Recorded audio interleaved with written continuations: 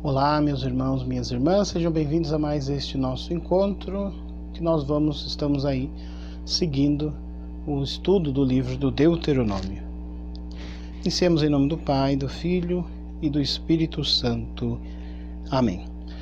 Bom, havia pedido a vocês, então, a leitura do capítulo 29 até o capítulo 31, né? Finalzinho do 28, no capítulo 28 até o capítulo 31. Parece pequeno, né? São apenas 3 capítulos, mas condensam ali muita informação, muita coisa para nós, que vai nos ajudar aqui no nosso estudo. O primeiro ponto que eu gostaria de destacar para vocês, como vocês bem leram aí no capítulo 29, o primeiro ponto é Moisés novamente apelando para a memória do povo, né? Moisés reúne o povo, nós estamos no que poderíamos chamar o seu terceiro discurso e último, né? Seu último discurso antes de Josué, então, começar a caminhada com o povo rumo à terra prometida. Eles já estão ali, como nós já dissemos, as estepes ali na planície, muito próximo já da terra prometida. O primeiro ponto, então, Moisés faz uma recordação histórica, uma memória, e o importante aí destacar é justamente isso. Moisés apela não por ele, não é pela experiência dele, não é pela vida dele. Ele apela para a experiência que cada um teve, né? A memória do próprio povo, que o povo teve, foi testemunha dessa grande obra que Deus fez ao povo, livrando eles do exílio, do Egito, né? Os 40 anos que eles ficaram no deserto e todas essas provações. Quer dizer, o povo foi testemunha, não precisa de outra prova, o povo mesmo viu como aconteceu. Outro ponto a ser destacado é que no coração de tudo isso, né, o Antigo Testamento, nós podemos dizer que o coração do Antigo e o Novo Testamento também está a lei, né, está os mandamentos, né, a lei de Deus. Outro ponto, então, é a aliança que Deus faz com esse povo. E lá no versículo, então, 14 e 15, nós vemos que a afirmação de Deus, né, nós lemos a afirmação de Deus de que essa aliança ela não é só para aquele povo, mas ela contempla a futuros também, né, a futura geração, aos futuros membros que entrarão para essa comunidade. Então Deus, quando ele fez a aliança, ele não fez com um grupo reduzido só para aquelas pessoas, mas é uma aliança perene, uma aliança eterna, que abarca aí a todos. Depois nós vemos também no mesmo capítulo 29, uma parte curiosa, né? Que vai ali do versículo 21 até o versículo 28, que fala então, finalzinho já do capítulo, do exílio, né? Nós podíamos perguntar historicamente como Moisés sabia do exílio da Babilônia, que o exílio aqui que está sendo dito é o exílio da Babilônia. Então, historicamente é impossível Moisés ter chegado vivo até essa época, né? Então, na boca de Moisés já está essa prefiguração do exílio. Nós sabemos que o livro tem a sua composição, mais de 300 anos para ser escrito, e isso é uma releitura da comunidade que sobreviveu ao exílio. Então ela passa a lembrar também desses ensinamentos de Moisés, esses ensinamentos dos primeiros patriarcas, né, dos primeiros membros do grupo. Então, quando fala ali das perspectivas do exílio, já, digamos assim, é uma justificação, né? O povo foi para o exílio porque não cumpriu com a palavra de Deus. No capítulo 30, é interessante ressaltar novamente a ideia de Deus. Parece um Deus muito à nossa imagem, né? E tem que ser o contrário. E esse Deus, então, o desejo dele reunir a todos aqueles que estavam dispersos, a todos aqueles que tinham ido para o exílio, a todos aqueles que tinham sofrido. Então, já na boca de Moisés, digamos assim, está prefigurado o exílio, já está prefigurado também o perdão de Deus. É interessante isso, que o próprio Deus, ele mostra que haverá um castigo, mas ele está sempre disposto a perdoar e restabelecer o pacto. Como havíamos dito, a lei é o centro da vida cristã e também da vida desses nossos irmãos, nossos primeiros pais na fé, digamos assim. É bonito aqui nós lermos então no capítulo 30, no versículo 11, o que diz, né? Esses mandamentos que Deus outorgou à sua comunidade, eles não são difíceis de cumprir, né? E é bonito até a imagem poética que se usa, né? Ele não foi colocado no céu, porque aí os preguiçosos vão falar, mas quem vai buscar? Não foi colocado embaixo da terra, quer dizer, não foi escondido. Ele foi colocado num lugar muito mais próximo que nós imaginamos, que é o nosso coração, a nossa alma. Então em nós está inscrita essa lei de amor, essa lei de Deus. Então o que nós temos que fazer?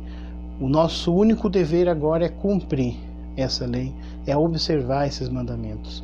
Nós já não temos que nos preocupar por fazer uma lei, nós não temos que preocupar em buscar uma lei. Nós temos agora que nos preocupar em viver essa lei. Por isso então que Deus fala, né? Escreveu essa lei no coração do ser humano.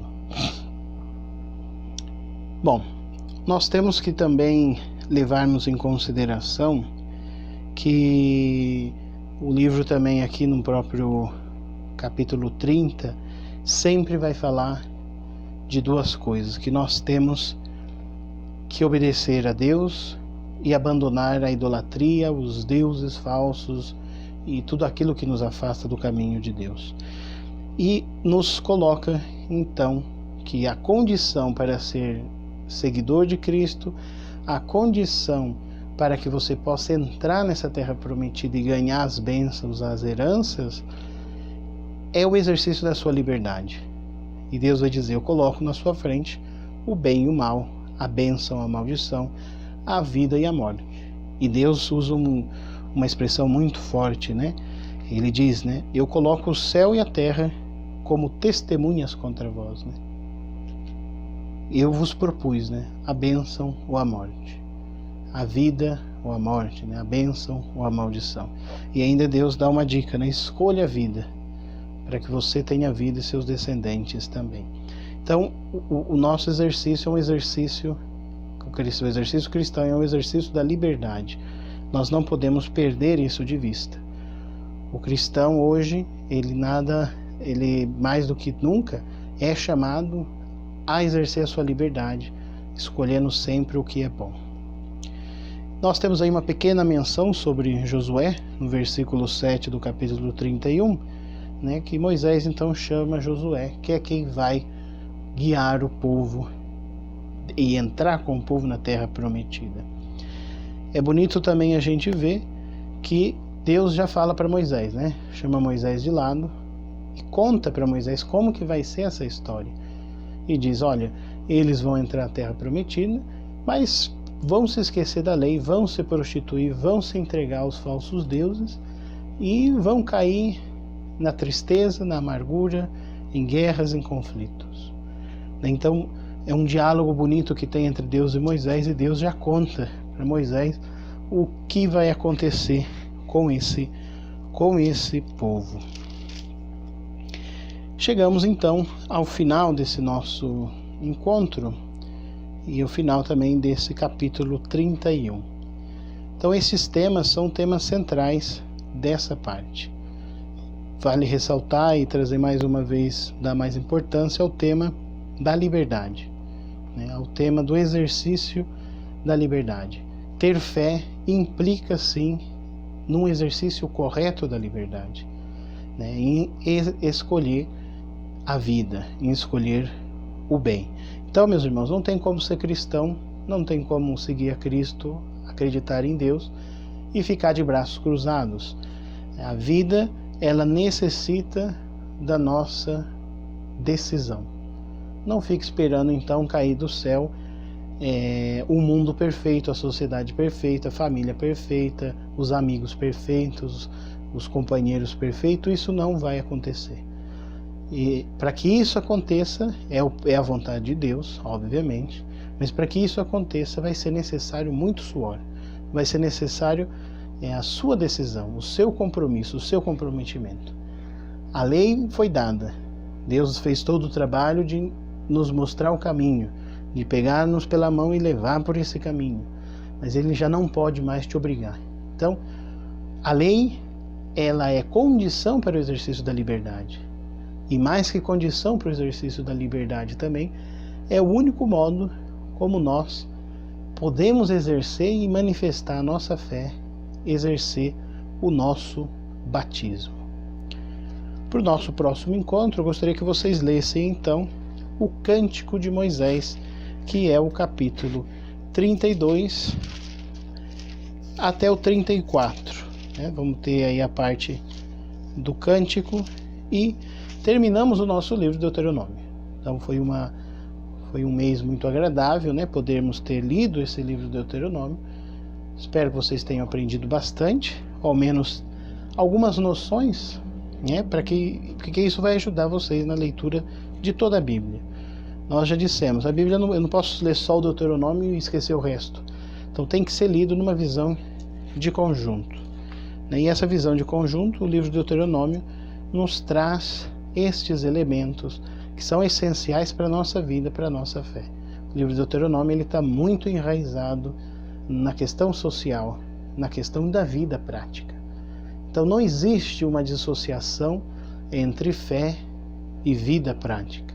Não pode haver uma dissociação entre espiritualidade e a ação evangélica.